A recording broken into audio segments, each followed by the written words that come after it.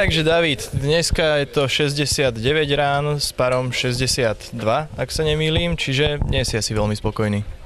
Nie som ani náhodou spokojný, ani trošku. Robil som strašne veľa chýb, nemal som dobré rany, nemal som dobrý vlastne ten dotyk s loptou, zlé paty, zlé čipy. Pár pekných úderov, ani top 3 to nebolo, takže dneska to bolo veľmi zlé. Zo začiatku, keď si vyšiel na ihrisko, ti pršalo, nemohlo to byť trochu aj tým? Nie, dáž mi nejak extra nevadí, aj keď troška som zmokol, ale to nebol ten problém, bolo to vo mne. Potom na druhej deviatke sa ti podarilo dvakrát dať do bunkru pred greenom, tam to ako vyzeralo, čo z toho bolo? Tak bolo z toho triple bogey, bolo to veľmi zlé a vlastne už po tej prvej rane, čo som dal do vody, už som vedel, že moja psychika vlastne bude troška poškodená. A keď som druhú sa snažil zahrať up and down, čo najbližšie k jamke a dopatovať, nevypočítal som dobre dĺžku rany a skončil som v bunkri. Čiže vlastne potom už som bol úplne vykolajený z tej rany. Jasmína, štvrté víťazstvo na túre olympijských nádejí, včera si dokonca zdolala svoju papierovo lepšiu sestru. Sedí ti táto súťaž? No tak asi hej, páči sa mi, že všetko v mojom ročníku, decka, v pohode, myslím. Ako hodnotíš svoju dnešnú hru, ako sa ti hralo? Podľa mňa som nehrala vôbec dobre, ale tak, myslím, ostatným sa asi tiež nedarilo. Tak, no. Čiže nič, žiadne veľké výkyvy alebo niečo také, čo by si sa chcela pochváliť alebo posťažovať?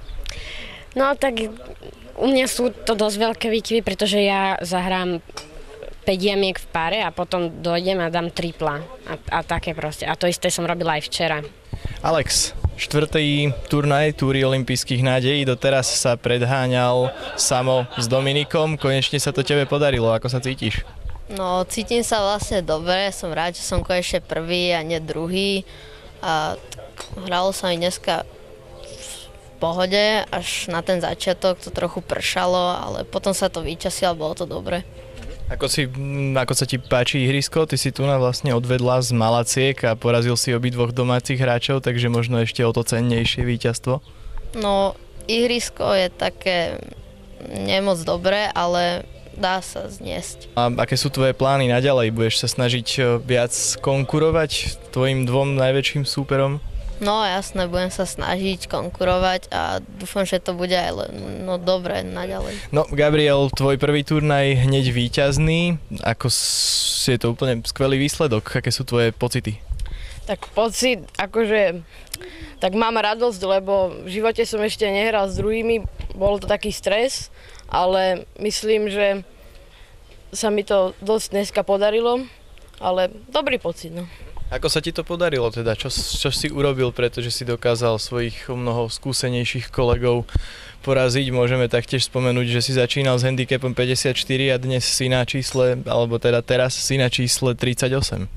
No, tak ja som tu veľmi dlho trénoval, vlastne je to moje domáce ihrisko, takže som si ho párkrát pochodil a vlastne som trénoval veľmi dlho, takže bolo to také veľmi neočakávané, lebo mám veľmi dobrých trénerov, takže myslím, že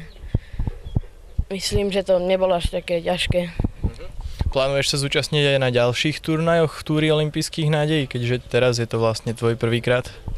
Tak áno, myslím, že keď budem hrať, tak sa budem aj zlepšovať a aj vlastne budem mať skúsenosť golfu a navštívim viac ihrísk a získam viac skúseností.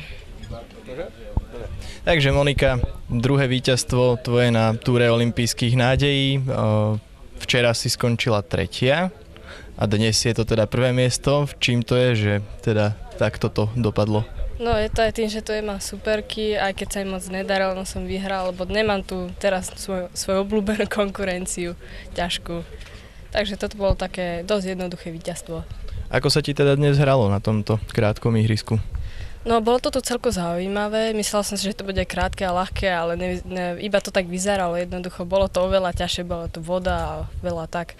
Aj v bankroch som bola ťažký a paty mi vôbec nešli, takže musím sa naučiť patovať, až potom budem vedieť hrať golf. Ale inak si spokojná so svojím výkonom, so svojou hrou, predsa len si vyhrala. No celko som spokojná, pretože rany išli, aj mám už konečne rovné rany, už nežijem so sliceom ako celý život. Už to išlo oveľa lepšie. Som spokojná. A do budúcnosti, aké sú tvoje plány? Najbližší turnaj nás čaká až o takmer 3 týždne, myslím.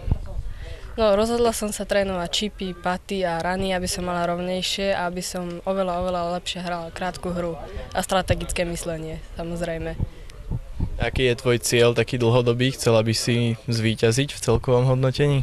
No samozrejme, kto by nechcel zvíťaziť v celkovom hodnotení, preto chodím na každý turnaj, aby som vyhrala. Takže je to tvoje tretie víťazstvo na túre olympijských nádejí zo 4 účastí, čiže celkom dobrá bilancia. Čo tvoje súperky, nestačia na teba, alebo čím to je? No, myslím si, že niektoré turnaje som zahrala lepšie, ako som očakávala, ale zase niektoré tak priemerne. A od budúceho turnaja ťa už čaká štart v kategórii Master, pretože sa ti podarilo zlepšiť si handicap pod 37. Ako myslíš, že to bude tam vyzerať? Myslím, že to bude určite ťažšie, pretože bude mať oveľa lepšie superky, ale zase treba sa učiť aj od nich. Takže Marek, tvoje prvé víťazstvo na túre olympijských nádejí, okorenené ešte o to, že sa ti podarilo zdolať Ríša Olesa, ktorý zvíťazil vlastne doteraz v tejto kategórii. Ako sa cítiš? Cítim sa dobre a dobre som hral na ihrisku. Ako to dnes prebiehalo tvoja hra, ako sa ti páčilo? No, moja hra sa mi páčila, aj keď tam bolo veľa zbytočných rán a pokazaných patov, ale musím pochváliť, že boli dosť dobré a rýchle greeny. 71 úderov, veľmi solidný výsledok. Nebolo tu veľa takých, čo by zahrali také nízke číslo. No, to určite je dobré a hovorím, mohol som zahrať o mnoho lepšie. Na čom ešte plánuješ potrénovať? No, potrebujem potrénovať ešte na tých patoch a krátkej hre. Takže Filip, ty si dnes prvýkrát na túre olympijských nádejí a hneď víťazne. Čím to je? No neviem, len lebo som asi dobre trénoval. Si z Pegasu, teda z domáceho klubu, myslíš, že ti pomohla aj znalosť ihriska? No áno. Ako sa ti dnes hralo? Predsa len nie je dobre celkom počasie, prší, aj keď nefúka. No my sme boli na posledných 2 jánkach, keď pršalo, tak sa mi lepšie hralo dneska, keď sme išli ráno. A čo plánuješ do budúcnosti na túre olympijských nádejí? Chceš sa zúčastniť ďalších turnajov? Možno, že sa zúčastním. Lea, dnes je to opäť víťazstvo v tvojej, síce najnižšej kategórii, ale o nič menej hodnotnej. Ako teda prebiehal celý ten dnešný proces? No, prebiehal dobre, len prvá 9 bola zlá, ale tá druhá som sa už napravila. Ako sa ti hralo dneska? Cítila si sa pohodlne? Včera sme predsa len celkom neskoro skončili. Dneska sa mi hralo lepšie, lebo nebolo ani teplo, ani zima a podľa mňa bolo akurát počasie na to aj všetko. Čo tvoja hra, si s ňou spokojná? Áno, som. A čo do budúcnosti? Plánuješ koľko ešte turnajov vyhrať? Tak vyhrať neviem, keď sa mi podarí, tak sa mi podarí. Takže Saša, to je už tvoje druhé víťazstvo na túre olympijských nádejí zo 4 účastí, teda 50% na úspešnosť, celkom dobré. Ako sa ti hralo dnes? No, celkom dobre. Prvých 5 jamiek som hrala super a potom som to trošku pokazila, no. Čím to bolo, že sa ti prestalo dariť? Neviem, tak som sa veľmi tešila, že som tých 5 jamiek dobre zahrala, tak potom asi z toho. A inak ako sa ti dnes hralo? Je celkom zlé počasie, pršalo chvíľu? No, také 2 jamky riadne pršalo, ale tak dalo sa. Čo plánuješ do budúcnosti na túre olympijských nádejí?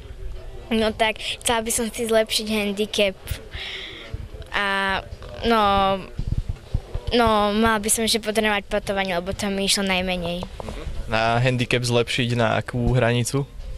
Tak, možno 36, ak sa podarí. Dobre, ďakujem.